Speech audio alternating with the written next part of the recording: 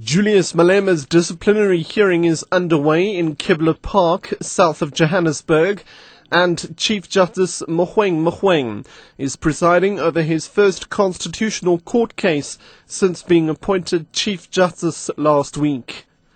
I'm Richard Brooks. ANC Youth League President Julius Malema's disciplinary hearing is underway in Kibble Park, south of Joburg.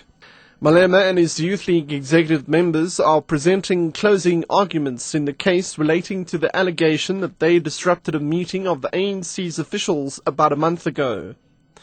Once this charge against Malema has been dealt with, the proceedings are expected to focus on allegations levelled specifically at the League's spokesperson Floyd Shivambu. Malema will then face several other charges individually, including one of bringing the ANC into disrepute. The hearing was moved from the party's headquarters in central Johannesburg following violent protests by Malema supporters 2 weeks ago. A large police contingent has been deployed around the venue in Kibble Park. Chief Justice Mogoeng is presiding over his first constitutional court case since being appointed Chief Justice last week. About 350 families are challenging their eviction from 2 privately owned plots of land near Attridgeville in the city of Tshwane. The private landlords successfully applied for the eviction in the High Court in Pretoria. The Tshwane municipality, provisional and national government have been joined as respondents in this application.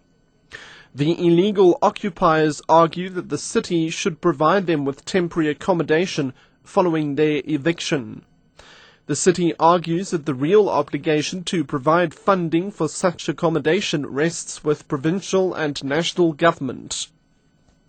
Western Cape Transport Minister Robin Carlyle says they will look into procuring specific companies to test public transport vehicles in future. This after a private vehicle testing company at George in the Southern Cape was shut down. TJ's testing station is believed to have issued a fraudulent roadworthy certificate to the African Express bus, which was involved in an accident near Reenendal last month, killing 14 learners and the driver.